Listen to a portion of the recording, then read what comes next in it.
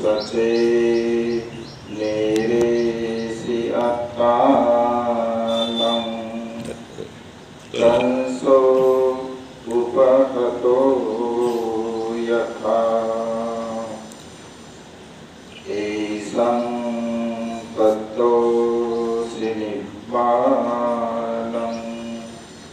सारम्भो तेन विच्छति।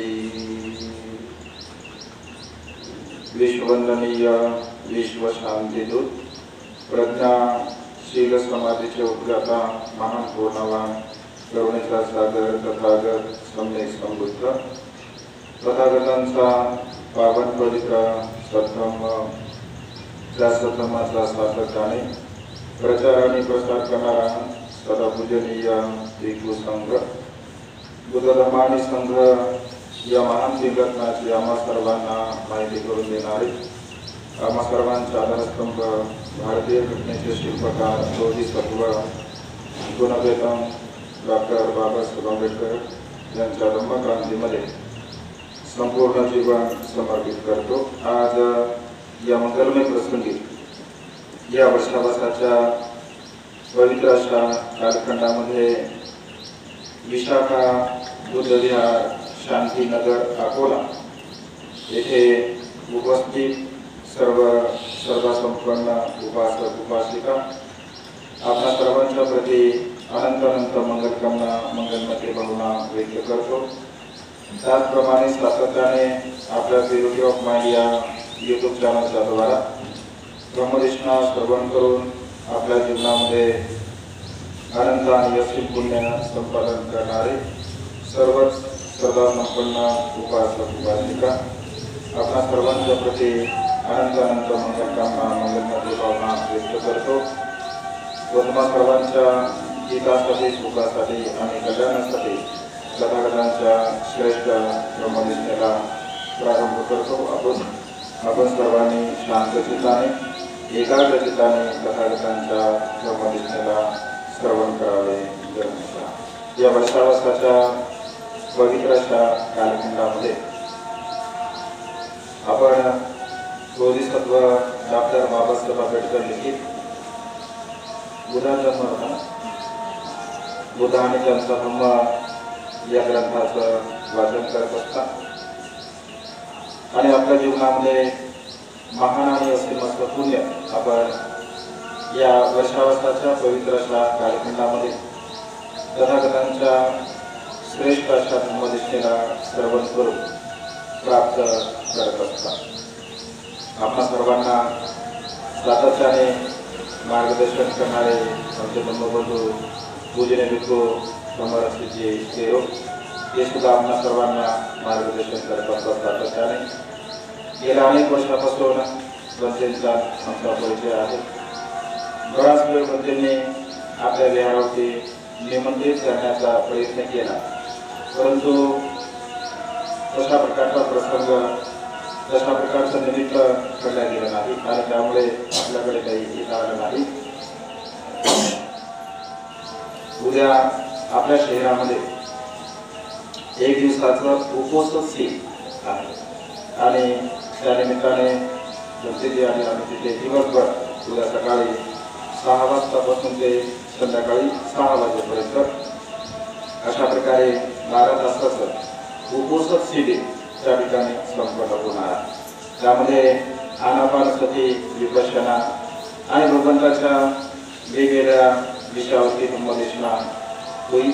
अशा प्रकारचं एकंदरीत दिवसभराचं ते शेड्यूल असेल।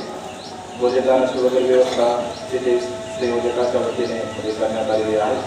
श्रद्धा अफगड नावाची एक तरुण मुलगी आहे, पण ती लग्नाच्या प्रती अत्यंत चांगल्या प्रकारची श्रद्धा तिच्या मनामध्ये आहे। परिवार सुद्धा धार्मिक आहे। आम्ही जळगावमध्ये वर्षावास करतो, तर औरंगाबाद शहरामध्ये आमचं वास्तव्य आहे, परंतु यावर्षी जळगाव येथील लोकांनी निमंत्रित केलं आणि त्यामुळे तिथे बाळनगर परिसरामध्ये धम्मस्कंद बुद्ध विहारामध्ये आमचा वर्षावास आहे। तर तिथे सुगत तथागत महाविहार विशाल असं विहार आहे जळगावमध्ये। वर्षावासाच्या संपूर्ण कालावधीमध्ये दर संडेला तिथे उपोषण शील असते, म्हणजे शिबिर असते दर संडेला 50, 60, 70, 80, 100 अशा प्रकारचे लोक असतात.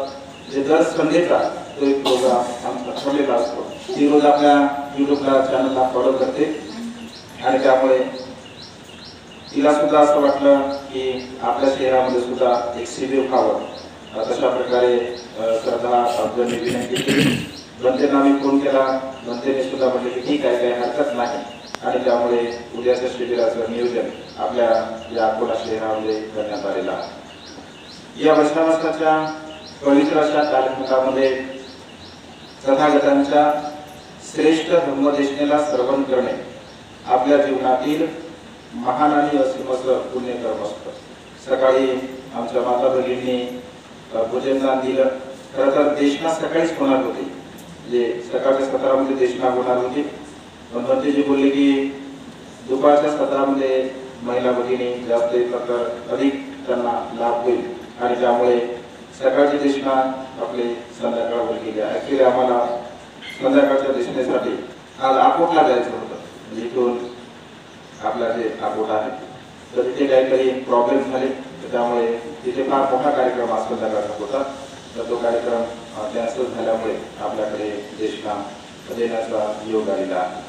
तर बघा, भगवंताचे उपदेश जसं तुम्ही बुद्धानेचा धर्मग्रंथा रोज वाचन करता, म्हणजे सुद्धा तुम्हाला मार्गदर्शन करतात सातत्याने आणि अनेक वर्षापासून तुम्ही ग्रंथाचं वाचन सुद्धा करत असता. तर भगवंताचा धम्म मानवी मनाला परिशुद्ध करण्यासाठी आहे. आपलं मन आणि मनातील जे काही विकार असतात या सर्व प्रकारच्या विकाराला नष्ट करण्यासाठी भगवंताचा धम्म आहे.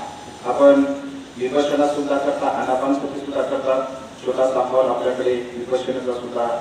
तर ह्या सर्व प्रकारच्या गोष्टी, सर्व प्रकारचे सिद्धांत आपल्या मानवी मनाला परिशुद्ध करण्यासाठी सहाय्य करत असतात. आणि त्यामुळे तथागतांच्या श्रेष्ठ धम्माला अनुसरण करत असताना 3 महत्त्वपूर्ण गोष्टी आपण धारण केल्या पाहिजे.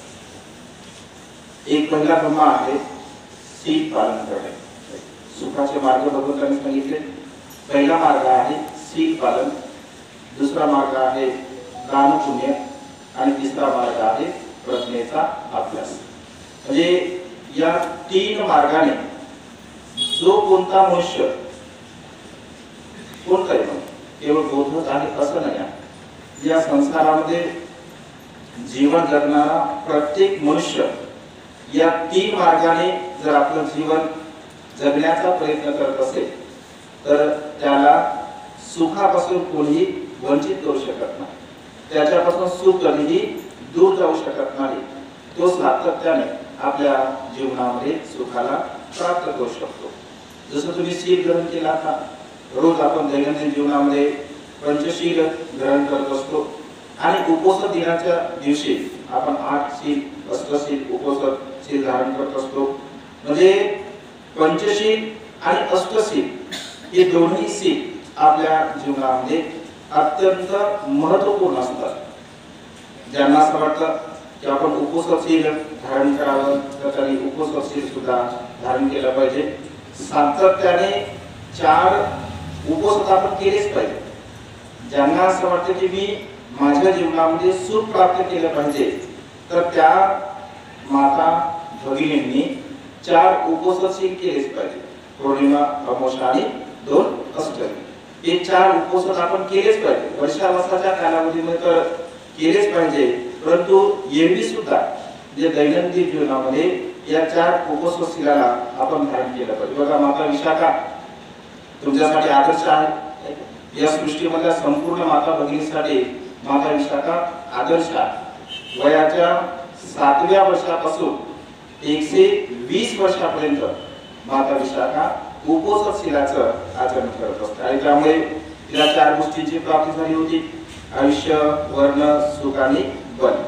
शील पालन केल्यामुळे 4 गोष्टी आपल्याला प्राप्त होत असतात. आपलं आयुष्य वाढते, आपला वर्ण सतेज होतो, आपल्याला सुख लाभते आणि आपल्याला बल लाभत असते. म्हणजे आयुष्य, वर्ण, सुख आणि बल या 4 गोष्टी उपोषणशीलाचं पालन केल्यामुळे आपल्याला प्राप्त होत असतात। दुसरा धर्म आहे आपण दान कर्म करावं। आता दान म्हटलं की आपल्याला सहज असं वाटतं की फक्त पैसे, बिलकुल नाही। दान म्हणजे पैसे बिलकुल नाही, तर आपण मनाने केलेली एक व्याख्या आहे दान म्हणजे पैसा।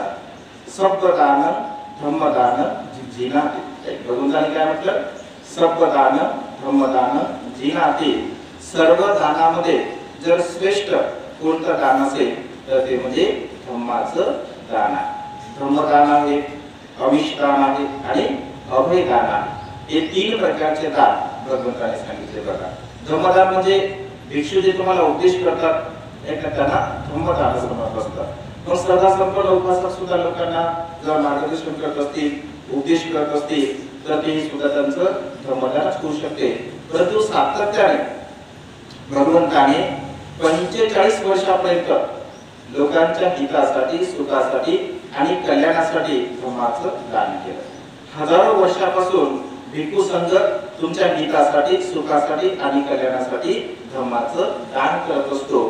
आणि धम्माचं दान केल्यामुळे तुम्ही भिक्षूंना अविष्दान देता। तुम्ही भिक्षूंना अविष्दान देता। मग अविष्दान म्हणजे काय?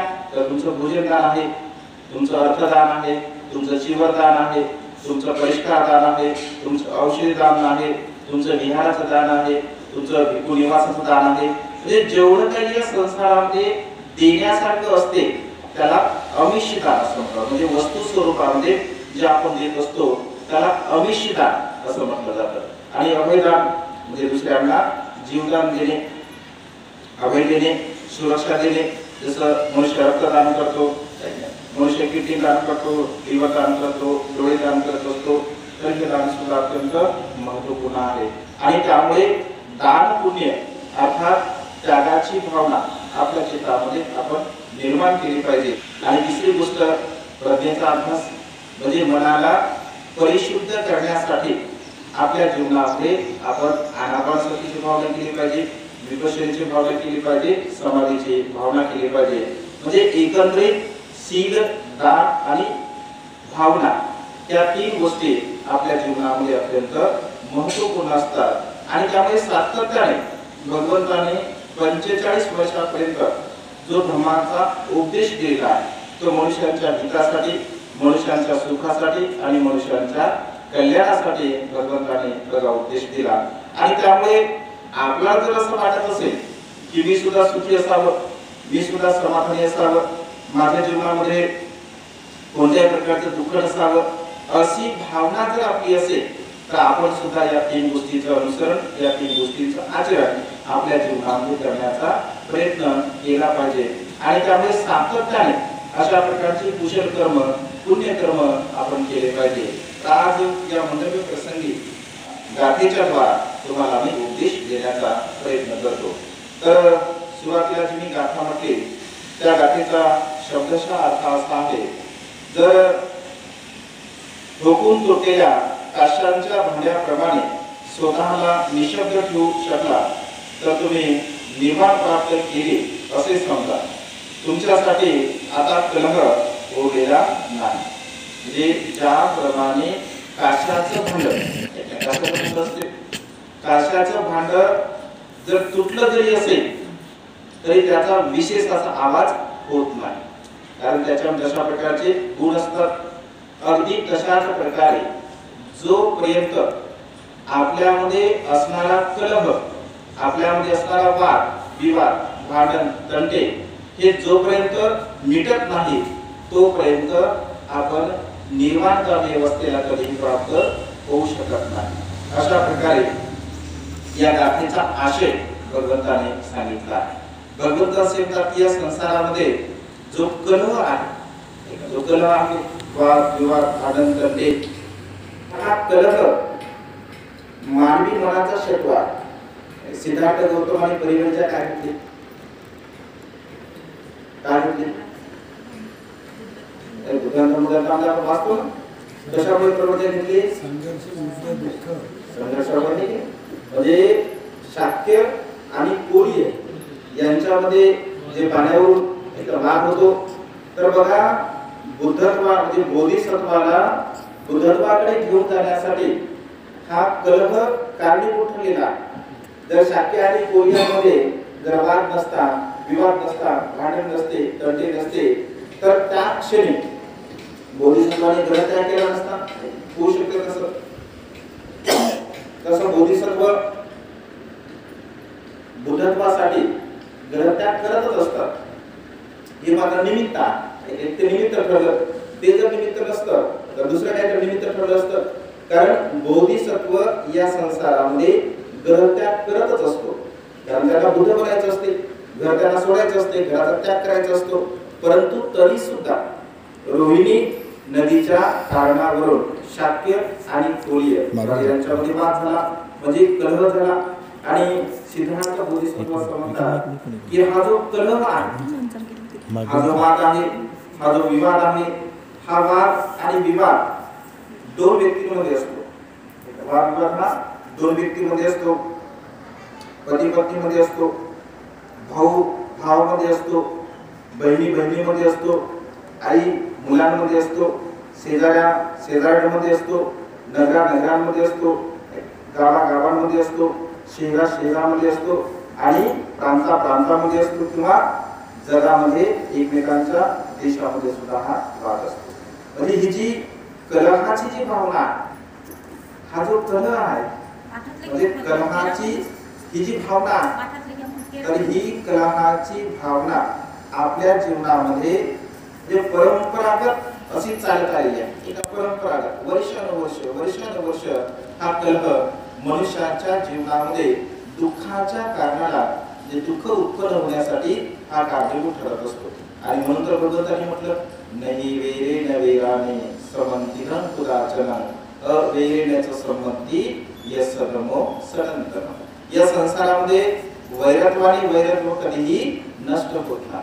जर वैरत्वाला नष्ट करायचं असेल तर आपण मैत्रीचा धम्म, मैत्री धम्माला सनातन धम्म असं भगवंतांनी म्हटलं. या संसारामध्ये मैत्रीचा धम्म जर असेल तर मनुष्य आपल्या जीवनामध्ये सुखाला प्राप्त होत असतो. आणि त्यामुळे मैत्री धम्म हा आपल्या जीवनामध्ये अत्यंत महत्त्वपूर्ण आहे. साधना करत असताना आपण मंगल मैत्रीची भावना करतो, स्वतःच्या प्रती मंगल मैत्रीची भावना करतो, आपल्या शेजाऱ्या पाजाऱ्याच्या प्रती मंगल मैत्रीची भावना करतो, आपल्या परिवाराच्या प्रती आपण मंगल मैत्रीची भावना करतो, किंवा संपूर्ण या विश्वाच्या प्रती आपण मंगल मैत्रीची भावना केली पाहिजे असं भगवंतांनी म्हटलं आहे. कारण मैत्री भाव हा मानवी जीवनाला अत्यंत उच्च कोटीच्या अवस्थेकडे, अर्थात निर्वाणगामी अवस्थेकडे घेऊन जाण्यासाठी म्हणजे सहाय्यक ठरत असतो. तर भगवंताने कधी कधी उदाहरण दिले. हा जो उपदेश आहे, हा उपदेश भगवंताने जेतवन विहारामध्ये कौंडधान नावाच्या भिक्षूंना उद्देशून दिलेला आहे. म्हणजे बहुतांश उपदेश भगवंताचे श्रावस्तीमध्ये आहेत. अनाथपिंडकाने जे 54 करोड रुपये खर्च करून जे जेतवन विहार निर्माण केलं होतं, त्या जेतवन विहारामध्ये भगवंताने 25 वर्षावास केले. जेतवन जे श्रावस्तीमध्ये भगवंताने 25 वर्षावास केले बघा. त्यापैकी 19 वर्षावास भगवंताने जेतवन विहारामध्ये केल्या आणि 6 वर्षावास भगवंताने माता विशाखेने निर्माण केलेल्या विहारामध्ये केले. माता विशाखेने कोणतं निर्माण केलं होतं विहार? पूर्वाराम विहार. पूर्वाराम विहारामध्ये भगवंताने 6 वर्षावास केले आणि जेतवन विहारामध्ये भगवंताने 19 वर्षावास केले. अशा प्रकारे 25 वर्षावास भगवंताने एकट्या श्रावस्ती शहरामध्ये केलेले आहे. आणि त्यामुळे बहुतांश उपदेश भगवंताचे आपल्याला श्रावस्तीमध्ये पाहायला मिळत असतात. तर हा कोंडधान जे स्थविर भिक्षू असतात हे सुद्धा श्रावस्तीमध्ये वास्तव्य करत असतात. कोंडधान जे स्थविर असतात तर जेव्हा भिक्षाटन करत असतात, कोंडधान हे जे स्थविर असतात तर अत्यंत शीलवान असतात, गुणवान असतात, सदाचारी असतात, बुद्धधम्म संघाच्या प्रती अनंत आणि असीमशी त्यांची श्रद्धा असते. तर असं म्हटलं की ही जी कथा आहे तर त्यांच्या पूर्वकर्माच्या संदर्भामध्ये काश्यप सम्यक बुद्धाच्या काळामध्ये अशा प्रकारची ही कथा म्हणजे सांगण्यात आलेली आहे. 2 मित्र असतात, अर्थात 2 भिक्षू असतात आणि ते 2 भिक्षू अत्यंत मैत्रीपूर्ण अशा प्रकारचं जीवन जगत असतात. म्हणजे ज्याप्रमाणे जसे सखी भाऊ कधी कधी म्हणजे अत्यंत चांगल्या प्रेमाने जीवन जगत असतात, हे भाऊ नसताना सुद्धा म्हणजे अत्यंत चांगल्या प्रकारे मित्रत्वाने जीवन जगत असतात. म्हणजे कुठेही जरी जायचं असेल, भिक्षाटनाला जरी जायचं असेल तरी सोबतच जात असतात. कुठे देशनेसाठी जरी जायचं असेल तरी सोबत जात असतात. दुसऱ्या गावामध्ये भिक्षाटन करण्यासाठी जायचं असेल तरी सोबत जात असतात. पुढे एखाद्या विहारामध्ये जर राहण्यासाठी जायचं असेल तरी सुद्धा ते सोबत राहत असतात. म्हणजे एवढं त्यांचं मित्रत्व असं घनिष्ठ असते की एकमेकांच्या वाचून कुठल्याही प्रकारचं कार्य ते करत नाही.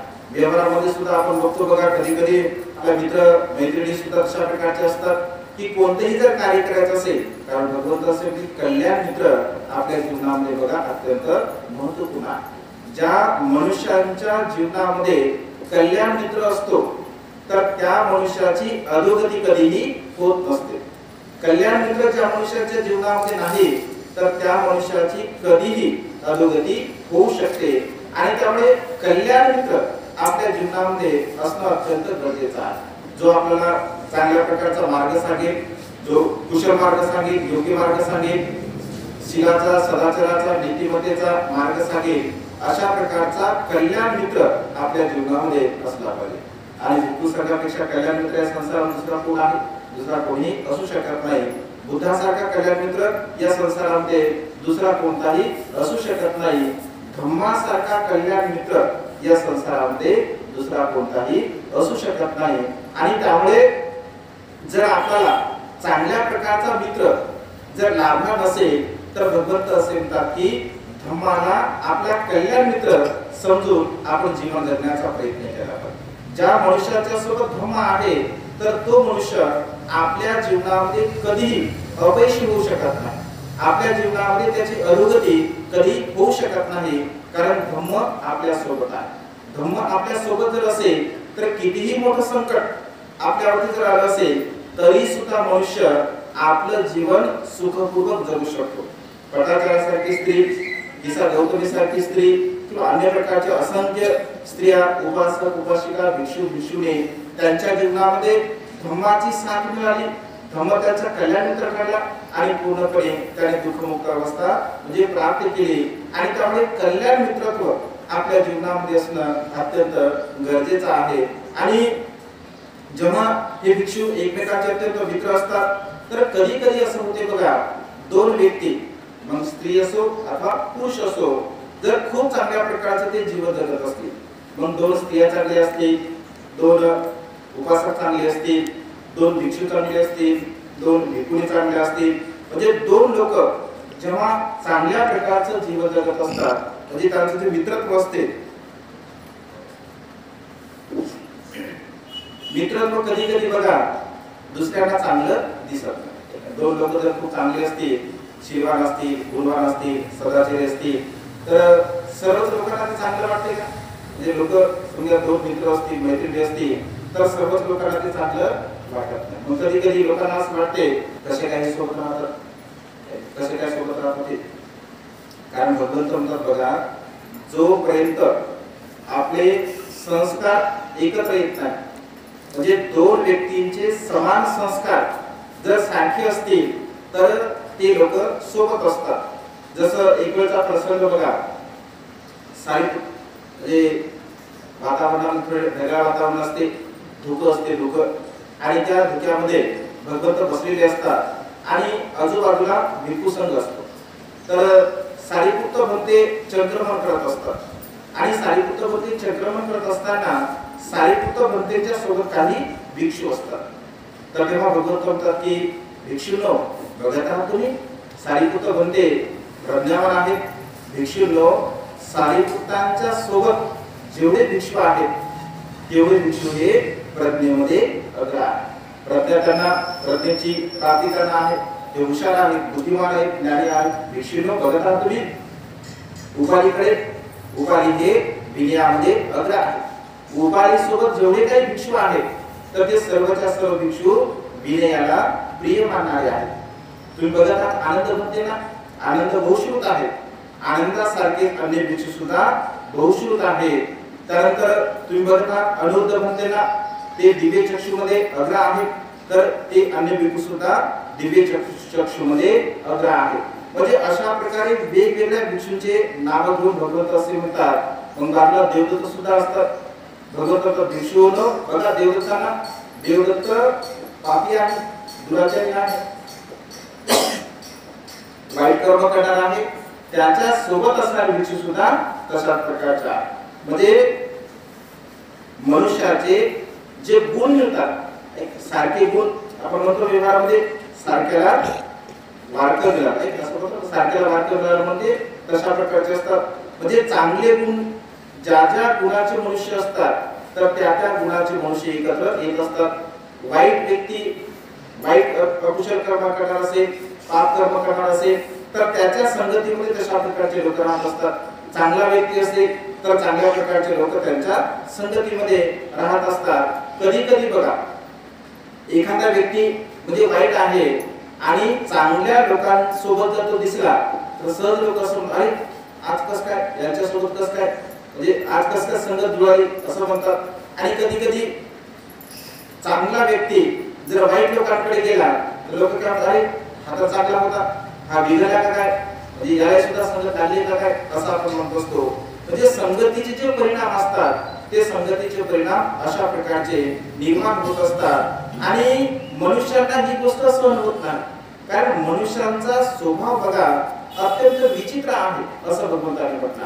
म्हणजे दोन व्यक्ती जर सुखपूर्वक जीवन जगत असतील, दोन व्यक्ती जर चांगल्या प्रकारचं जीवन जगत असतील, त्यांच्यामध्ये जर मित्रत्व असेल तर ते मित्रत्व मनुष्यांना आवडत असते.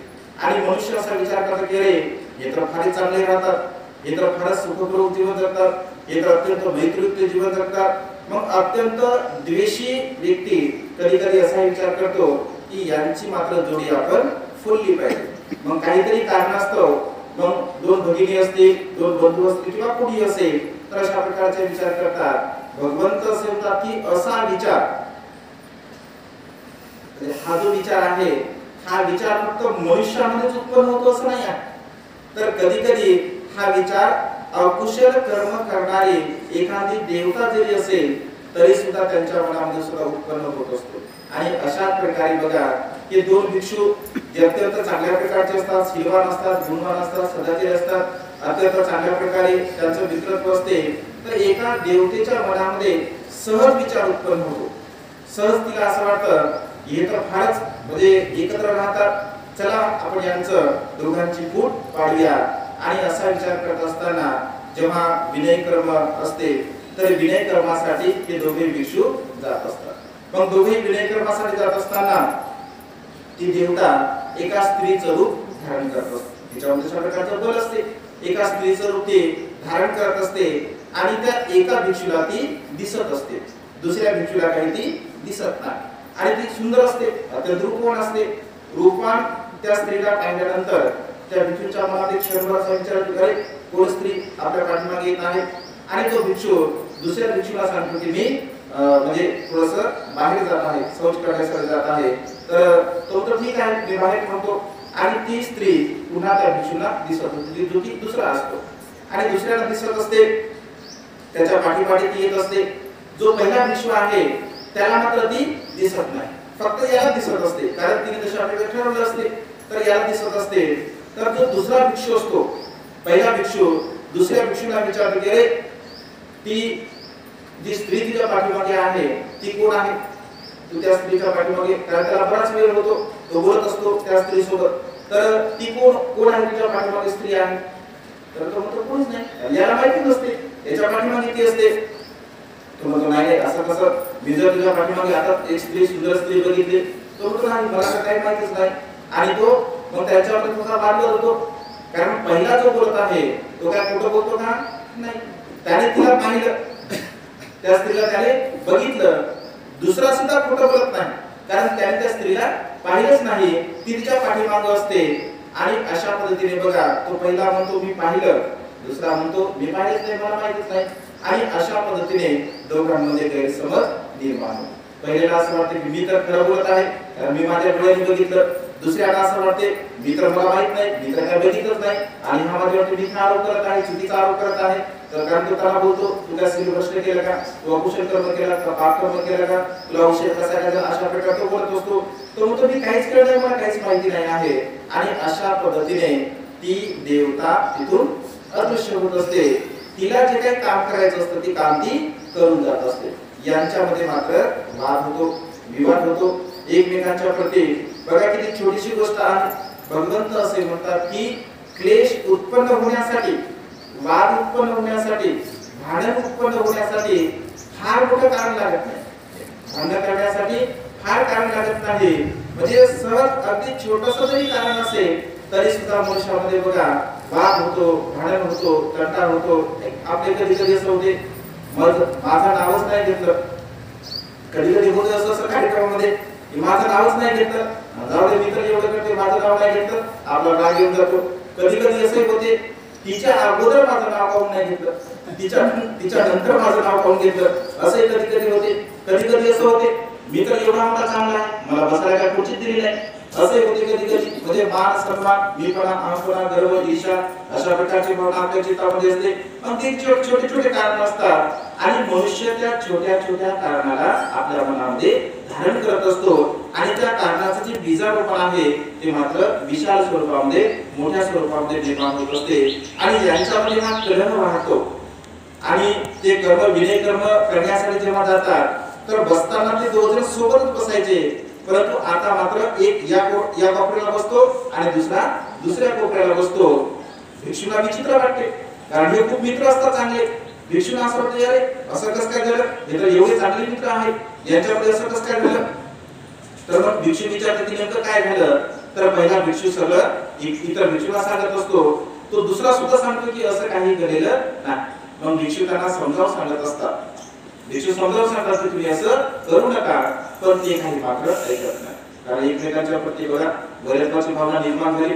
ज्यांच्यामध्ये जे चांगलं भाव होता तो भाव पूर्णपणे नष्ट झाला आणि सोबत जाताना सुद्धा ते वेगळ्या दिशेने जात असतात. पुन्हा असं म्हटलं आहे की असं कर्म करता करता नंतर त्यांना भगवंत सुद्धा समजून सांगतात, परंतु त्यांची काही मानसिकता तशा प्रकारची नसते आणि दोघेही चांगल्या प्रकारचं कुशल कर्म करतात, पुण्य कर्म करतात, परंतु भिन्न भिन्न करत असतात, वेगवेगळे करत असतात. ध्यान मनन चिंतन करतात आणि दुःखमुक्त होतात, मृत्यूला प्राप्त होतात. मूर्तीला प्राप्त झाल्यानंतर असं म्हटलंय की ते देवता गती अवस्थेला प्राप्त होत असतात. इकडे ही जी देवता आहे असं म्हटलं आहे की अनंत काळापर्यंत, कारण तिला सुद्धा पश्चाताप होतो जेव्हा ती नंतर पाहते अरे एवढे मोठे चांगले दोन मित्र होते, मी एक छोटंसं कर्म केलं. ती देवता सुद्धा समजून सांगते ना की मी तुमच्यामध्ये फूट पाडण्यासाठी अशा प्रकारचं कर्म केलं. वास्तविक पाहता असं कुठलंही कर्म घडलेलं नाही आहे. मी केवळ फूट पडावी तुमच्यामध्ये, तुमचं वैरत्व व्हावं, तुमचं मित्रत्व मला सहन झालं नाही आहे म्हणून मी अशा प्रकारचं कर्म केलं असं ती बोलत असते. परंतु ते दोघंही काही एकमेकांचं ऐकत नाही. त्या देवतेला मात्र खूप पश्चाताप होतो आणि असं म्हटलं आहे की अनंत काळापर्यंत नरक गतीच्या अवस्थेला प्राप्त होत असते. बघा किती छोटंसं कर्म आहे. कारण भगवंत असेल की कर्म मनुष्याच्या जीवनामध्ये अगदी छोटंसं जरी असेल तरी सुद्धा त्याचे परिणाम आपल्याला भोगावे लागत असतात. कर्म मोठं जरी असेल तरी सुद्धा त्याचे परिणाम आपल्याला भोगावे लागत असतात. कारण कर्म करताना मनुष्य विचार करत नाही. कर्म करताना मनुष्य विचार करत नाही हे कर्म वाईट आहे, अकुशल आहे, पाप कर्म आहे. कर्म करताना मनुष्य सहज करत असतो, परंतु त्याचे परिणाम जेव्हा मनुष्याला येतात तेव्हा मात्र अत्यंत दुःखद परिणाम त्याचे भोगावे लागत असतात. कर्माचं रिसायकल होत असते, ते असं फिरत असते तर आपल्याला दिसत नाही. तर छोटंसं उदाहरण तुम्हाला समजण्यासाठी, कर्म कसे असतात समजण्यासाठी, एकदा एक व्यक्ती रस्त्याने चालत असताना एका झाडाला एक आंबा बघतो. झाडाला आंबा बघतो आणि तो आंबा चांगल्या प्रकारचा असतो. त्याला सहज असं वाटतं की डोळ्याने तो आंबा बघतो, आपण आंबा खावा अशी त्याच्या मनामध्ये इच्छा उत्पन्न होते आणि तो आंबा बघतो. कशाने बघण्याचं कोण काम करते? डोळे काम करतात. डोळ्याने बघितला त्याने आंबा, डोळ्याने आंबा बघितला. पण डोळ्याने आंबा जर बघितला असेल तर डोळे त्या आंबा पाहू शकतात का? नाही. मग त्या आंब्यापर्यंत कोण गेलं? पाय दिले चालत आंब्यापर्यंत, आंब्यापर्यंत पाय दिले चालत. आता काय पायी तोडणार आहे का आंबा? आंबा कोणी तोडला? आंबा तोडला हाताने. हाताने आंबा तोडला. हात काय खाणार आहे का आंबा? खाल्ला कोणी? तोडाने खाल्ला आंबा. आंबा तोडाने खाल्ला, गेला कुठं? पोटामध्ये गेला. तेवढ्या क्षणामध्ये ज्यांचा आंबा असतो त्याने पाहिलं कार्याने चोरून घेतलेला असतो. क्षणामध्ये त्याला राग येतो आणि रागाच्या भरामध्ये तो मारतो. कुठे मारतो? पाठीवरती मारतो. पाठीवरती मारल्याबरोबर त्याला वेदना होतात आणि तो अश्रू गाळतो. अश्रू कुठून येतात? डोळ्यातून. आंबा कोणी पाहिला होता? डोळ्याने आंबा पाहिला होता ना. शेवटी कोणाला परिणाम भोगायला? डोळ्याला. कर्माचं रिसायकल नक्की असत असते. म्हणजे जो कर्म करेल त्याला त्याचे परिणाम भोगावे लागत असतात. आणि त्यामुळे भगवंत असे की तुम्ही जर वाणीचे कर्म केले, वाणीचे आपण खोटं बोललो, निंदास्ती केली, चहाडी चुगली केली, व्यर्थ बडबड केलं तर त्याचे परिणाम आपल्याला भोगावे लागत असतात. आपण शरीराने जे कर्म केलं, प्राण्यांची हिंसा केली, चोरी केलं, व्यभिचार केला तर त्याचे परिणाम आपल्याला भोगावे लागतात. आपण आपल्या मनाने राग, द्वेष, लोभ, मोह, मीपणा, अहंपणा अशा प्रकारचे विचार उत्पन्न केला तर त्याचे परिणाम आपल्याला भोगावे लागत असतात. म्हणजे ज्या आवयाने आपले कर्म केले तशा प्रकारचे परिणाम त्याला भोगावे लागत असतात. आणि त्यामुळे कर्म हे अत्यंत महत्त्वपूर्ण आहे. त्या देवीला सुद्धा, त्या देवतेला सुद्धा आपल्या कर्माचा पश्चाताप झाला, परंतु पश्चाताप काय उपयोग आहे? कारण एकदा आपण बीजारोपण केलं, बीज लावलं, ते उगवणार म्हणजे उगवणार. हा निसर्गाचा नियम आहे. आणि ती सुद्धा अनंत काळापर्यंत अविचे नकामले प्रत्येक मृत्यूला प्राप्त होते. आणि मृत्यूला प्राप्त झाल्यानंतर असं म्हटलं आहे पुन्हा सम्यक संबुद्धांच्या काळामध्ये एका मनुष्य रूपामध्ये पुन्हा ती जन्म ग्रहण करत असते. जन्म ग्रहण केल्यानंतर मग पुण्य असते तर भिक्षू बनतो, उपसंपन्न होतो. आणि भिक्षू बनत असताना जेव्हा जेव्हा भिक्षाटन करण्यास जात असे, म्हणजे आता ही देवता हिचा पूर्वकर्म सांगितला, भिक्षू बनते तर भिक्षू भिक्षाटन करण्यासाठी जात असताना त्याच्या पाठीमागे एक स्त्री चालताना इतर लोकांना दिसत असते, त्याला काही ते दिसत नाही आणि तो भिक्षाटन करत असतो. मग भिक्षाटन करताना भिक्षू बनतात, याच्या पाठीमागे एक स्त्री येत आहे, म्हणजे निवासापर्यंत येत असते आणि पुन्हा अदृश्य होत असते. भिक्षू सांगतात की तू कोणी स्त्रीला घेऊन फिरत आहे, पाठीमागे तुझ्या स्त्री येत आहे. तर तो म्हणतो मला तर काही माहित नाही, माझ्या पाठीमागे माहितच नसते. असे अनेक वेळा मग ही गोष्ट भिक्षूला आवडत नाही. भिक्षू म्हणतात की असं बरोबर नाही हे कर्म करणं तुझं. तो म्हणतो मला तर काही माहित नाही. भिक्षू म्हणतात की तू खोटं बोलत नाही, कारण तुझ्या पाठीमागे आम्ही स्त्री जाताना बघितलेली आहे. पुन्हा ही गोष्ट जेव्हा ते अनाथपिंडकाला सांगतात की बघा याच्या पाठीमागे भिक्षू येत असते. अनाथपिंडक सुद्धा बघतात, परंतु त्यांना काहीतरी विशेष वाटते, त्याच्यामध्ये फारसं काही लक्षात येत. भिक्षू म्हणतात की यांना तुम्ही विहारातून काढून द्या, हाकलून द्या. तर अनाथपिंडक सुद्धा बघतो, पण जेव्हा निवासामध्ये ते जात असतात तर स्त्री ती गायब होत असते. पुन्हा भिक्षाटन करण्यासाठी जातात तेव्हा ती स्त्रीच्या पाठीमागे येत असते. म्हणजे स्त्रीची एक सावली, एक आकृती ज्याला आपण म्हणतो, तर ती येत असते. पुन्हा विशाखेला सुद्धा तसं प्रकारे सांगितलं जातं. विशाखा सुद्धा त्यांना विहारातून काही काढून देत नाही, मग ते भिक्षू काढून देतात आणि अशा प्रकारे कर्म करतात.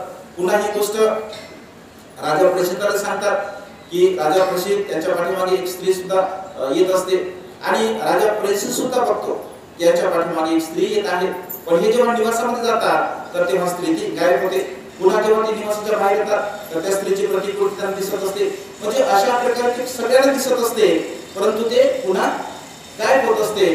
तेव्हा राजा विचार करतो की काहीतरी विशेष असलं पाहिजे, काहीतरी वेगळं असलं पाहिजे.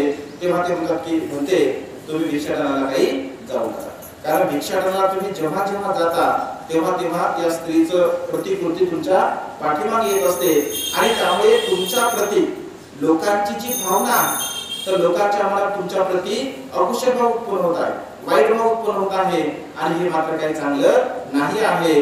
तर तुम्ही माझ्या घरी रोज बोलण्यासाठी या, तुमची मी व्यवस्था करतो, तुम्ही अन्य ठिकाणी कुठे भिक्षाटनाला जाऊ नका. त्या इतर भिक्षूंना असं वाटते गेले आणि तर याला चिवर काढण्यासाठी सांगितलं राजांना.